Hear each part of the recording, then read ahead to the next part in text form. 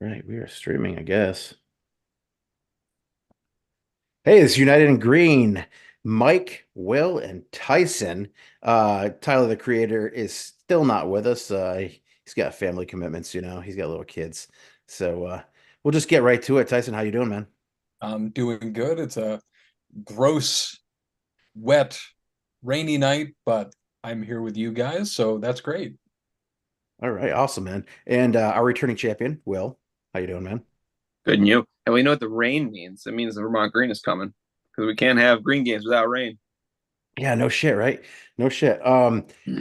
It's not raining up at my house. I just got off the back deck, had a little grill sesh, first one of the half winter spring thing, whatever we got going on right now. Um, but yeah, I grilled up some burgers and had some salad and family my wife partook and my son ate, two burgers because he's a friggin' 11, 12-year-old beast, so he just is constantly eating now. Um, but outside of that, we have a very special guest tonight. We're gonna hear from our friend Spencer Powell. He's a photographer for United, yeah, or for United Green, for Vermont Green FC. Um, he's also he's an award-winning photographer, we should say. He's also, as we know, as some of us know, the backup emergency goalkeeper in case we need it. So he's a member of the Goalkeepers Union. How you doing, Spence? I'm good. I'm good. Thank you for having me on today. I really appreciate it. Yeah, Excited. it's we tried to have you on last year, Yep. and it just didn't work out. We had to rearrange schedules like four times, and it just didn't work out. So I said, let's get him on, and the boys were like, yeah, let's do this. So let's kick this podcast off. Tyson's the man with the question, so I'm going to let him start us off. Well, and I mean the first question has to be, how did you get involved with the green kind of from the beginning? Because I feel like you've been there since day one. Yes and no. It's a really good question. Actually, someone asked this to me last night, and I was like, I can give you the short answer, or I can give you the long answer. So I think we got a little bit of time, so I'll go with the long answer. And if I go too long, you guys can just stop me. Um, but yeah, long story, here it is. I moved up to Vermont about almost 3 years ago now. Didn't know anyone in the area. I'd been here only to play in the Nordic Cup back in the day. And, for me, meeting people in the area, the easiest way to do that is through soccer. So went on Facebook, found a little.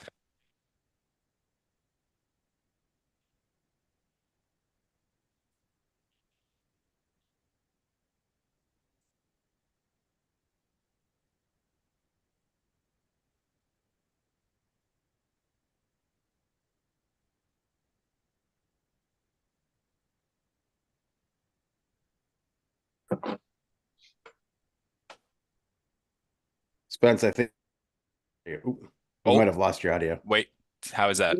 Now you're back. Okay, my bad. When did I cut out? Did I get any of that in? I don't think so. I think you moved to Vermont. Wow, okay. I think all three of us were That, staring at each other, trying to figure out if the sound cut out for other people as Yep, well. I was that makes messing with sense. my Nope, mic and it was my definitely I have the little mic cut off here too, and I think I might have slipped on that one. All right, so let's try this again. Take two. So moved to Vermont, didn't know anyone when I moved up here. I just got a job offer and was like, all right, it's better than my current situation, so I'm gonna hop on up. And for me, the easiest way to meet people was through soccer. So I hopped on a Facebook group, found a couple of pickup games, and then from there was e able to meet people who were in like the Elite Eight, Elite 11 men's leagues, and the Elite 11 men's leagues put together like an all-star team. That all-star team, the only game we ever played was a run of show test for Vermont Green. So from there, my mother came up because she was like, I haven't seen you play in so long since your college days. Like, I got to come up and it'll be a good time. So I'm like, all right, yeah, come on up. She was sitting in the crowd, and I think one of the other people who were like just photographing the game, I can't remember who exactly. She was like, oh, do you work for Vermont Green? Or, my son's a photographer. He's actually in goal. Would love to get kind of just have something to shoot. And he's like, "Oh, I'm not a photographer," and then introduced, I believe, Pat and Ferna to my mother. Um, And from there, Pat came up to me after the game, was like, "Hey, great game, but I also hear you're a photographer. So we don't really have an official one. Like, do you want to come to trainings or like just come to the first game and get what you can?" So I was like, "All right, cool." And I'd been shooting soccer photography since my early college days, and then had done some stuff with the New York Red Bulls, and had a couple of doors open up there. So when I first moved to Vermont, didn't really know if I would ever get to kind of shoot a professional sports game again. And Vermont Green has opened so many doors for me. So that's kind of the long story is a little bit of my mother, a little bit of me getting lucky, making an all-star team, and then a whole lot of Pat Inferno working his magic. What immediately like drew me to the green was like the not just the fans or the engagement from the founders, but like the media team that they kind of immediately kind of put together and you know um from the number of photographers and the videographers that we've met and through the Green Mountain Boys and kind of became friends with, became familiar with. It always seemed like you were the guy to come up to us and talk with us and have chats with us before the games, in the crowd or during breaks, during halftime, that kind of stuff. And so for me, like you immediately stood out, not just because of your amazing head of hair, that everybody, I'm sure, notices all the time, Had to tuck it but away for like this. you seem to have that kind of charisma on the field, and you get into some really good spaces. Um, so I'm sure, like, what kind of informs your photography when you're on like a sports field or a sports pitch versus doing other photography. Yeah, that's a really good question. So for me, having played the game since I was, 3, 4 years old, and playing at a relatively high level, I played Division 2 in college, went on a pretty solid season my senior year that ended with some sort of ring. It wasn't a national championship ring, but we'll take a conference ring while we're there. So for me, spending hours and upon hours of watching film, just watching the game being played, I think that gives me a lot of an advantage as to a lot of other photographers who are just coming to, shoot a game here, shoot a game there. But also, like you said, meeting the people, the fans, the supporters, getting to know the players, their families, because a lot of people will see a photographer on the sidelines of a game, be like, oh, they're just here to capture kind of Instagram, reels, anything. But for me, it's more of like capturing the history of the club, right? I think sure anyone can go out there on the sidelines with a camera and take a good photograph, but it's about telling a larger story with that photograph. And with Vermont Green, it's such a grassroots kind of thing, so that's why whenever I do go to a game and I see you guys, I want to know your stories as well. And I think you guys have such an important story when it comes to Vermont Green that I want to tell everything. Did it start? And I wish I was there from day one when these conversations were going on Zoom with, Matt, Sam, Keel, and all those guys. And that would have been really cool to photograph as well, because then you're really there from the beginning. And I feel like there's a lot of that stuff that's kind of missing. But just being able to capture what I can now, and obviously I still enjoy getting a couple of Instagram shots here and there, but just telling a larger story and is something that draws me in and something that I think kind of differentiates me from a lot of the other photographers that are covering these games.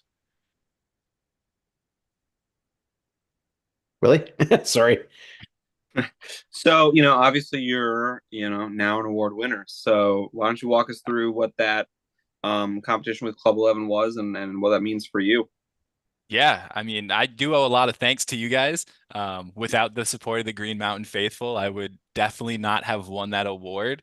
But that's an award that, for me, has been a target for, I want to say, the past 2 or 3 years, ever since I've really gotten ingrained and enriched in this photography community within soccer.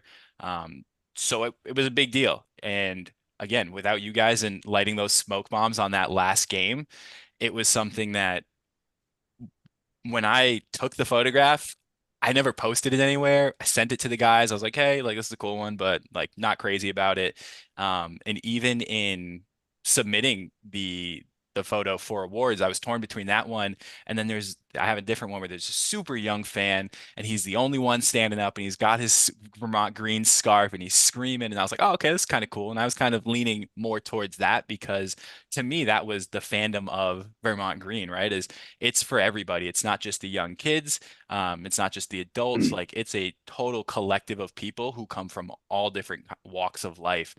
And I was kind of leaning towards that photograph. And then I talked to a couple friends and they were like, yeah, no, the smoke bombs, the black and white, and the fact that it's just you can see the authenticity of that moment was a big deal for me. So once I kind of talked a bit about that, I submitted that and you guys voted for me and I won this amazing award thanks to Club 11 and hopefully it's something that I wouldn't say changes my life, but has opened a lot of doors that I think can potentially change.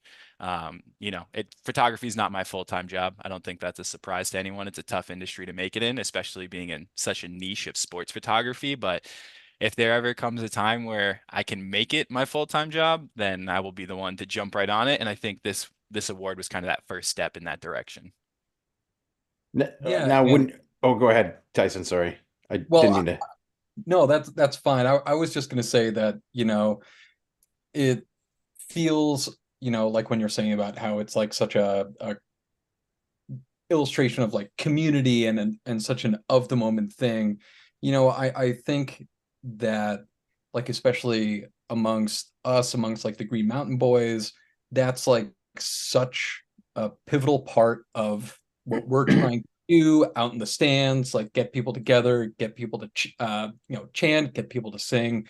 Um, I don't know. It just really made me so happy for you, and then also for everyone else who was a part of that. I I was also selfishly super happy because I was the one who was waving the pirate flag at that Were point. you? Yeah. I So did Tyson's our not pirate know flag guy. that. He's the pirate flag guy. Whoa. Yeah. That's full circle. I had no idea. oh yeah, I took over waving the Jolly Roger like the last 2 or 3 minutes of the game. So I was very happy to be in that. Oh, well, thank you. Because without you waving that flag at the exact moment, that shot would have been totally different. So thank you very much. Yeah, Tyson's our Blackbeard flag guy. So I respect um it.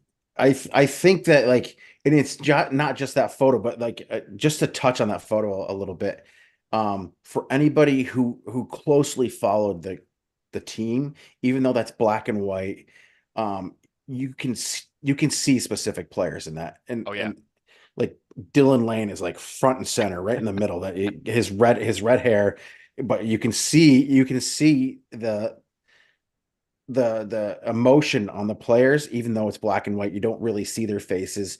Hmm. And any like I said, anybody who has followed the team or who closely follows the team knows each one of those players. You can see who's who. Like I think Nate Jones is in that picture, and like Yep. uh, we have that connection in the Green Mountain Boys, but that's not to say that like that's all of you you photographed during the games like you said you had that picture of the young man with the scarf and um there's a lot of action like some of my favorite ones are the in the huddle pictures that you take um and that shows a piece of emotion from the players Hmm. that we don't like people don't get to see it shows that kind of pregame mentality the locked in the locked in eyes that kind of stuff um is that something that it just kind of happened like that you just said like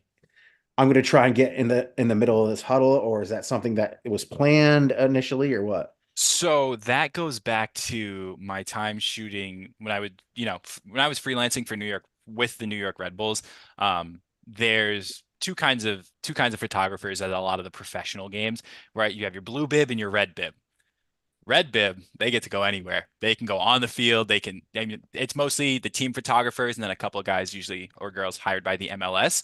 And then there's your blue bib photographers, and we have to stay kind of outside the boards. And I've always wanted to be that red bib, like, oh, I'm the guy. I'm the one who the players look for when they celebrate. I'm the one who's allowed like on the field and in those huddle moments. And so, when I initially talked to Pat, I was like, hey, is there anywhere I can't go? And his first thought was, I've seen your work. Use your best judgment and get anything you can that you think is going to be best for us. And so, once he said that, I was like, all right, cool. Introduced myself to Adam, and the coaching staff. And I was like, hey guys, we hadn't really met before the first game. And I was like, are you guys cool with me just going in the huddle, getting a couple of shots, getting out? And they're like, yeah, absolutely. Like it's a summer league for a lot of these guys. While it's still competitive, it's also about just showcasing who they are as players and who they are as people. So they were like, anything you kind of think you can do, go for it. And so for me, that's as a player too, the huddle was always like, that's our sacred space. And you don't really let anybody in there. But as being on the photography side of things now, I'm like, oh no, that's where I get my best shots. And that's because, like you said, all the players are usually locked in. They could care less if I'm there. I've been kicked by a couple of ankles in there. I've almost been punched in the head one time when I'm, going down trying to get the shots. And no one says they don't say sorry until after the game because a lot of times they don't notice it and they're so dialed in that it's like, okay, no one's here. It's just us going out on the field and we're just ready to do what we do. So that's always one of my favorite shots to get. It's a sacred space because there's only usually one or two people in there. It's usually myself and Brent who's on video duty, and he's only recently started going in there because he started to get to know some of those players as well. So yeah, the huddle shots that's kind of my bread and butter. Without those, I don't know where I'd be. But also, hopefully we will have some more content around huddle shots this year. I've got some new pieces of gear to bring the Green Mountain faithful and just all the fans across the world of Vermont Green FC, bring them even closer to the team. So hopefully we'll be expanding upon that this year without saying too much. How laser focused are you during these games? Do you find yourself watching, or is this more of a job for you? Yeah, it's a really good question. Um, it can depend on the game. I'll be Sure. completely honest. Those games against Seacoast and Western Mass, I'm locked in just as much as the guys are because a lot of times during those games, it's a heated rivalry. So for most people, like when the ball goes out of bounds, you're like, oh, okay, cool. There's nothing to shoot. But for me, I'm like, oh no, who's talking trash? Who's making faces at who's getting fired up after a massive tackle? And that's the kind of stuff that I'm looking for. Whereas, a lot of people, they want the celebrations, they want the glamorous bicycle kick shot. And I'm like, yeah, that's cool. But if I have someone who's extremely emotional after a last ditch tackle to make a save or to save a goal from going in, like that's the shot I want all the time. But when you get to those 3 or 4-0, 5-0 kind of games, that's when you're like, all right, guys, I'm just gonna have some fun. If you guys celebrate towards me, cool, I'll get it for your Instagram, but I'm not necessarily looking for those moments as frequently. But we also do tend to watch the games back because we're like, oh, I don't know what happened. People ask me after the game, oh, what was the score? I'm like, it's a great question. Let me rewind through my camera roll and see who I have celebrations of, and then I can tell you.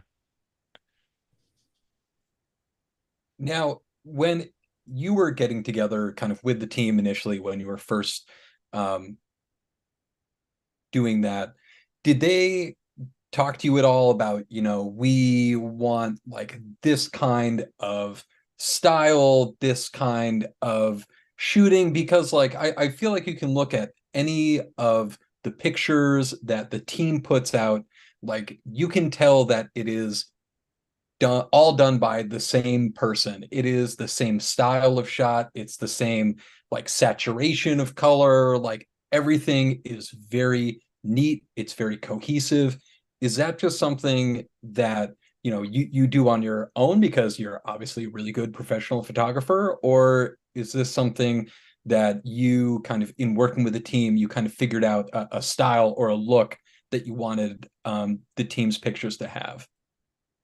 No, so we actually never really decided on what kind of, editing style we wanted to have. That was just something. And if you look back at the first year, I was using a totally different camera system. So the colors from year one to year two, it's changed so much. And going back to some of the year one stuff, I'm like, why did I edit this like that? Dude, this is terrible. And I'm like, yeah, but it kind of tells the story of, we were bright colors, we were loud.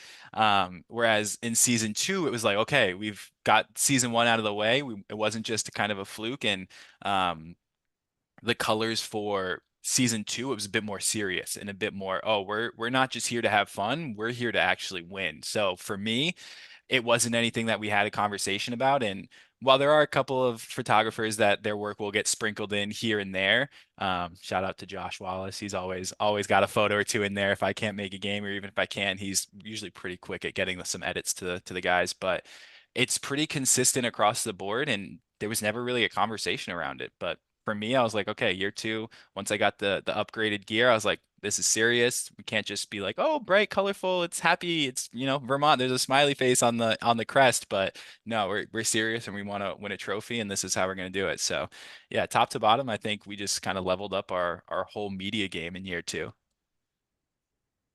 Now, media, yeah. So you talked about Brent, and you talked about, he initially was like one of the core members of the Green Mountain Boys, show up and pregame with us and stuff, and Mhm. he's kind of disappeared on us, which is great for him, and Yeah, I'm not giving him back. yeah, you can't give We, him we back. we need him. We have a lot of things that we've already been talking about in the off season where we're like, oh, we're gonna do this and we're gonna do that, and it's I'd say it's better for you guys that he's with the media squad now, because it means a lot more. I would say access and just a lot more content for you guys. Yeah, I was gonna say, like, you can you can leave like the video stuff to him. You can Yeah. leave the cool bicycle kicks, the great celebrations, that kind of stuff.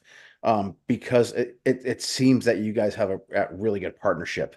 Um, Yeah. and the media stuff that you put out and the Vermont Green puts out is, as I think, on a par or even sometimes better than a lot of the big professional clubs that you see. Um, and I think that kind of drives a little bit of how Vermont Green is developing, not just as a football club, but as it's kind of a community organizing thing. Mhm. Um, and and I think that's really driving sports in the Northeast and Vermont. Um, and I hope that can continue, and I hope that it can grow. I think that the media presence that Vermont Green is putting out there in social media, um, and even out in, let's say, the local news, that kind of stuff, and even beyond that, I think that really helps to not just grow the brand, but grow the community, Mhm. uh, show that we do have competitive soccer, we do have competitive sports, and the mission of the club is shown through your work. And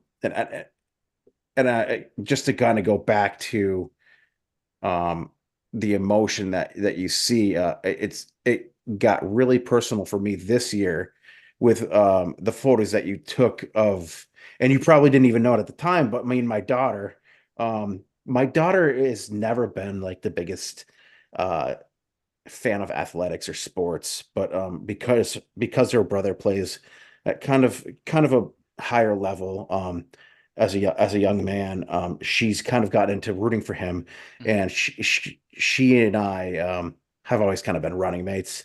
So she started coming to these games, and it really, really clicked for me when I saw that photo. There was that one photo where I've got the megaphone, Mhm. and she's just smiling from ear to ear, and you could tell that she's in on the chant, she's in on the gag, she's really learned soccer, and that photo that you took really clicked for me. Um, and I just want you to know that you've actually, like the emotion that you show in those photos that you take really has brought a lot of kind of uh I think that people don't really understand what kind of emotion that soccer brings out in people. Mhm. And it did that for me, and it really shows how hard you work, and the skill that you bring to the game, sometimes maybe without even knowing it. So I just wanted to thank you for that, and tell you that I appreciate that, and it's one of my favorite photos. I'm getting a print made of it, Love that. so I can stick it up on the wall at home. But I just wanted to thank you for that. Of course. And, like I said, thank you guys because it's without the Green Mountain community and without the Green Mountain Boys, it's like that atmosphere doesn't exist in the game. So as much as I love to shoot, like I said, the soccer side of things and like those last second tackles and the celebrations, it's also about you guys, right? Like you guys dump so much heart and soul into this club. Like how many other USL2 clubs have a podcast? I know Ballard doesn't. So it's like it's you guys go above and beyond. And I think it really sets I think the club does a really good job of setting the standard of saying while we are just like I said, it is a summer league team for a lot of people. This is for Vermont, this is the one thing we kind of really have when it comes to our level of athletics that aren't UVM athletics, right? Obviously, UVM, super amazing athletic program. I've been really lucky to do some work with them, but I feel like if you didn't go to UVM and you just moved to Vermont, you don't have that um, same kind of history and the same kind of backing that you would for a club that you don't have to have any allegiance to. If you move here and you're looking for something to do on a Saturday afternoon or a Wednesday night in Vermont, like this is what you do.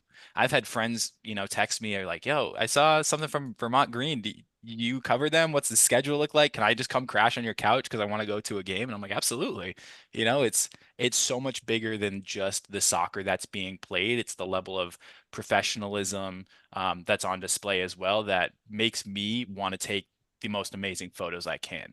Um, so yeah, I mean, they set an amazing standard, and for me, I'm never the one who wants to drop the standard, and I'm always trying to push it to can we go a little bit higher? And I'm not part of the founders or the ownership group, and a lot of times I'm like, hey guys, am I overstepping my boundaries here? Just throwing out ideas, and they're like, absolutely not. Like we love it, keep it coming, and it also is a part of what helps drive them, and then what helps drive the players as well. So anything I can do to make this club even more amazing than it already is, I'm all on board. Like there's no idea they think that's a bad idea that we've executed so far.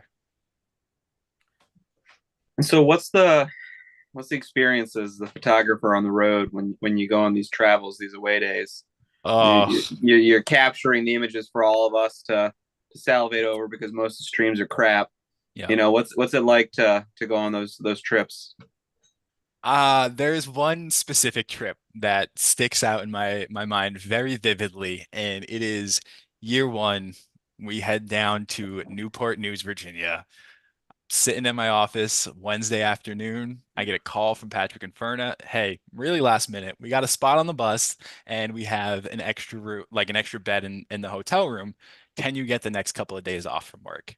And I'm like, when do we leave? And he goes, oh, in like 12 hours, 24 hours, something like that. And I'm like, this is kind of a tough sell, but I got PTO. Let me try and use it. So we head down there and I'm well past my playing days. I just turned 29 a couple weeks ago. So my body's not what it used to be. And with a lot of these guys, they're 18 to 21 and they're in the peak of their lives and they're used to traveling on the buses, but getting onto a bus for 13 hours to Newport News, Virginia in the middle of the summer, it's hectic. I mean, I didn't want to take the day off because I was like, oh, we got technology. There's Wi-Fi on this bus. I can answer a couple emails, hop on some meetings, and I got one side of me, Owen O'Malley's playing Minecraft on the bus, screaming with a full-size TV. And on the other side, there's guys that are watching like Narcos or they're watching games. And then I got Ruben in front of me who's just yelling and with Messer about why Kevin De Bruyne isn't as good as somebody like Luka Modric. And it was just like, guys, I don't know what's going on right now, but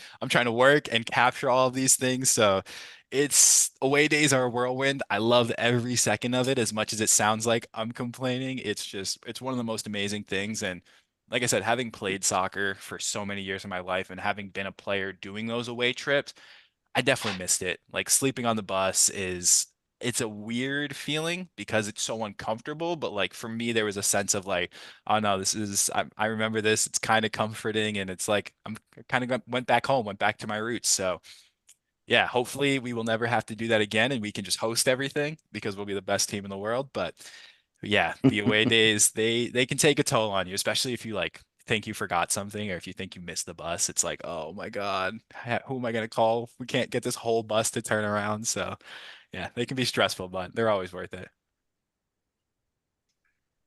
Now, are there any times, like especially that trip down to Virginia where you just kind of like are out there on the side of the field and you just think to yourself, it's like, oh, damn it, I kind of wish I was in the crowd, just like being a spectator for this. Like, or are you, at that point where you're just kind of feel like you're so integrated into the team doing what you do on the sidelines, getting those shots that it's just kind of two separate emotions.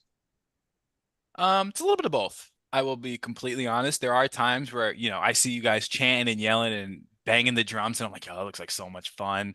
But at the same time, that energy radiates down onto the field. So, like, as much as the players are like, we kind of feed off of that when you guys are singing, and banging the drums, it's like I kind of feed off of that as well. Because if you guys are singing and chanting, the players are picking up their performance, and I'm like, oh, I gotta keep up.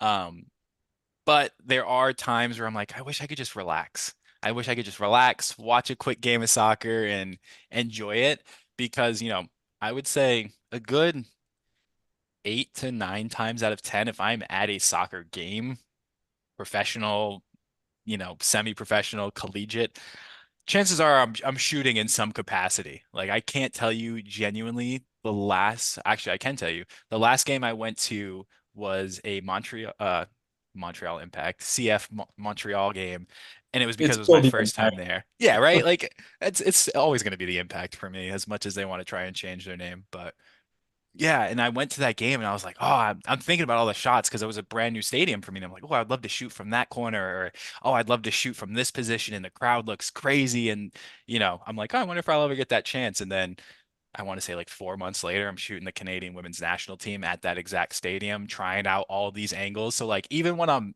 at a game as a spectator, the photography side of my brain is still going like, oh, the light's hitting really nice from this side, or this angle looks pretty cool. So it never really turns off. But I do wish there would be 1 or 2 games where I can just kind of sit with you guys and watch. I think that day will be coming up where you'll just say, screw it, I'm gonna jump into the crowd. Maybe I'll photograph the team from the crowd. Maybe you'll just I've have tried a it once or creative moment. twice. You'll I've have a tried it creative once or moment. twice. It's not bad, but there is a little bit of a vibration when you guys are jumping up and down sometimes, and I'm like, that could throw some things off. But like I said, with some new gear we got on the that I've got on the way, it is more likely this year, I will say. Yeah, I've invested pretty heavily into trying to, like you said, keep that quality and even just providing better quality. I would say every almost like free dollar that I have, I'm like, oh no, it's going to camera equipment. Yeah, and we're super thankful for like everything you do because like I said before, you're bringing the exposure to the green, to the fans that are here. Um, and your contributions have actually kind of added to a community that was already big with local sports. We had the Lake Monsters until they were destroyed by Major League Baseball. Um, You don't and like I hot will dog? still blame them for that. Isn't it? Don't they still do like dollar dog mania or like dollar hot dogs? It was 25-cent hot dogs. Yeah, What? They still do that. they We still still do do it. that. Oh, I gotta go. Hot dog. I've It's never been called to a hot Lake dog Monsters game. hysteria at night. Yeah, it used to be Interesting. called Like Hot Dog four times Heaven. a season. Yeah, Or Yeah, is it all yeah. you can eat too? Like well, it's oh a man. quarter, but you can order as many as you want. I think you Wow. get like six at a time. I think is the most I you can get at a time. Yeah, If I'm putting down 6 hot dogs in one game, we got issues. But I'm we got. I'm willing to I'm willing to try it. I will say. I used to do like a 10 game package. So yeah, and it included like all the hot dog nights. Oh, that's so sick.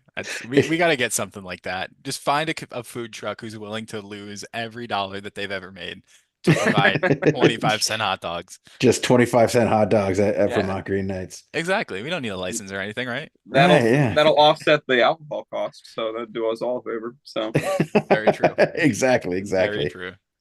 So I think we come to the part of the night where we're maybe gonna have some final questions, and then we'll get into final thoughts. What do you guys think?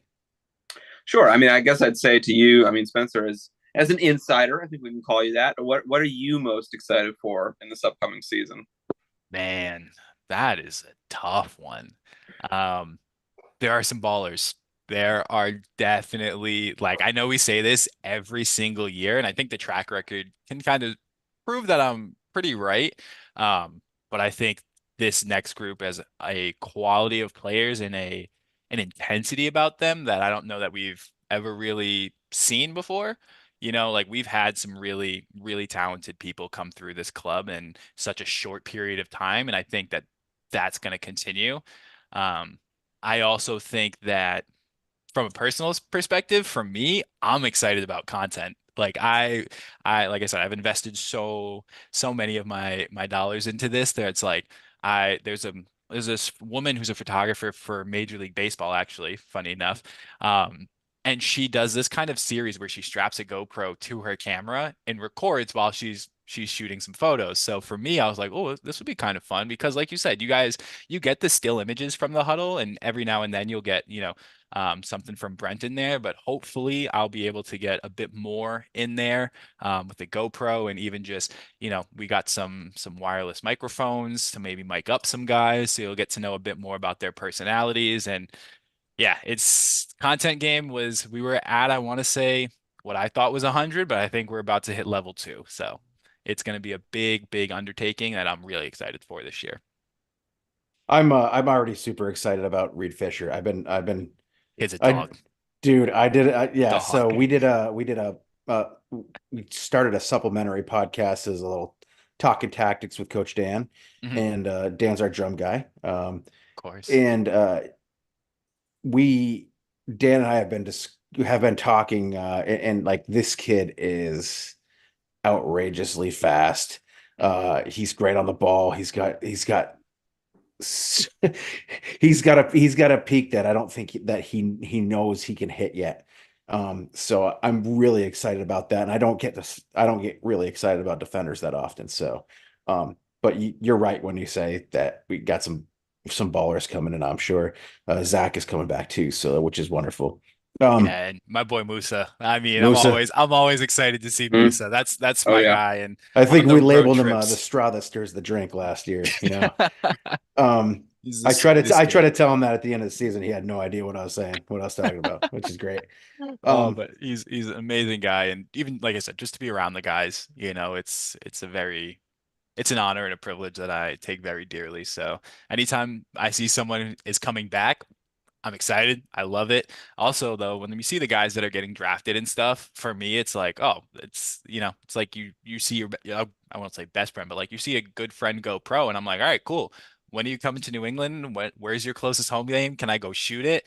Because one of the things that I've always seen is like I would love, and one of the things that I've tried to pitch, and I think everyone's pretty much on the same page is like just to have this roster of alumni from players to staff, people who have taken their game and their craft to the next level. Like for me, CJ Carter, love CJ, great videographer.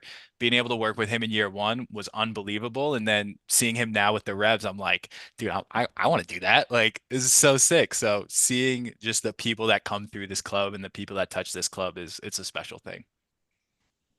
I Yeah. think the club is here to stay. So Oh yeah. this isn't just going to be a couple year thing where we have success, and then it fades away. I think it's here to stay. We won't be the San Diego Loyal. Oh. Just kidding. Just kidding. Love those Um, guys. I have some close friends over there. I'm sorry, don't hate me. I'm sure that we both with this podcast, listeners or people at the game, I'm sure that there's some dedicated camera gear heads out there. What do you shoot on? What's the equipment that you bring with you to the match? You're giving away my next Instagram reel. Oh man. Hold on. If you want, I can show it I all told you off. I have Tyson's the my guy with the questions, dude. Listen, I respect it. No, it's a very valid question. I can, if you give me 2 seconds, I can grab the gear bag and I can show it off, or I can just run through it. I'll leave that up to you That'd be guys. cool, man. That's You want that's me to some show it off? content. Yeah. All right, give me 2 seconds. Let me grab Yeah, this real yeah. quick. See, this is what I'm talking about. You get Spence on, he's got the charisma, and he's just All throwing right. shit out there for us. I'm just gonna, so let me unblur my background. Please, people, don't judge me. Mom, if you're watching this, don't get mad at my room state.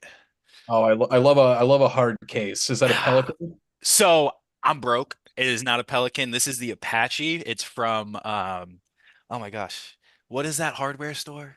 Harbor Freight. Oh, Ah, nice. It is about a tenth of the price of the Pelican case. Just as solid. It is fantastic. This is one of my new pickups for this year. Um, see, so yeah, you don't need a no, absolutely not. Yeti. All right, so we can run through this relatively quickly. So this is body number one. This is a Sony A7R III. This is mostly the camera. I'll get real nerdy here because I love talking about this stuff. This is the camera that I shoot a lot of the headshots, a lot of the slower things, anything we do in the studio, the kit release, super high resolution, doesn't have a super fast drive speed, but can get the job done. This is kind of my second camera for when players get too close to me. Is that a mirrorless one? Yes, everything is mirrorless. I can only go mirrorless now. It's once you go mirrorless, you can't go back, and it's the greatest thing in the world. Um, this is my baby. This is the Sony A9. I bought this thing used on eBay for an absolute steal of a price, and I was like, I don't think the person selling this knows what they have. And then I got it, and it's beaten. It's had a second life. Like this is probably its third or fourth at this point, but love it. This is my main camera for games. I think it shoots like 20 to 30 frames per second, no blackout, so I can always see the ball that's moving, and the autofocus to track the ball or just players is unbelievable. We also have lens number one, 28 to 75, pretty basic. Again, this is just when players get too close for the Big Daddy. We pull this one out. And then the main lens up until recently, this is the 70 to 200 Sony G Master. One of my favorite lenses I think I've ever used, and it's just so versatile. This is 90, I want to say like 98% of stuff that I've ever shot with for the green have been on this. That's all that's in the Apache case. I do have a new lens that I just finished an eBay order on last night. That's going to be even closer to the action at a 100 to 400. But my favorite piece of gear and the one that has now basically just become my everything is this Leica Q2. So if you want me to nerd out, this is where I'll kind of go into it a bit. So for me, with I wasn't a big watch guy. I don't have many vices, but when I get into something, I get all the way into it. And so when I got my most recent job, I always have this rule where it's like, blow that first paycheck. Just if you can and you're in a place where you're comfortable, spend it so it's out of the way. And that way you're not like, oh, I need to get this in a couple months. It's like, no, just blow it on something stupid and you'll be good. So I was lucky enough to find somebody selling this camera on Reddit. Reddit has a photo marketplace, which sounds super risky. Um, but for those of you guys who don't know cameras, a Leica is considered to be the Rolex of cameras. This thing is this is number 130 out of 150 of these ever made. So is extremely, extremely valuable to me. And this is when I bought it, I was like, oh, cool. Like the lens doesn't come off. It's fixed 28 millimeters, so not really versatile and not something you would think that a sports photographer would have in their bag. But this is the camera that I used to take the winning photo for the Club 11 photo contest. So this now has a very, very special place in my heart. And I'm not saying it's the gear, but just being able to like grab this camera and just be like, oh, okay, cool, I can just click this really quick and not really have to worry about too many of the settings is something that I love. And this is like, for me, I consider it like my heirloom piece is this is something that will never leave and will be passed down. Hopefully, if I ever have kids or just anybody in my family shows like a slight interest in photography, that's what they'll be getting. So yeah, that's my baby. Awesome. And then we have Awesome. some GoPros and some other stuff, but that's not the fun stuff.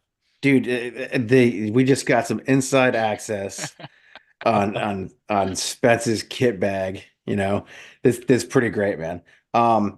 So I just want to thank all you guys again for being here tonight.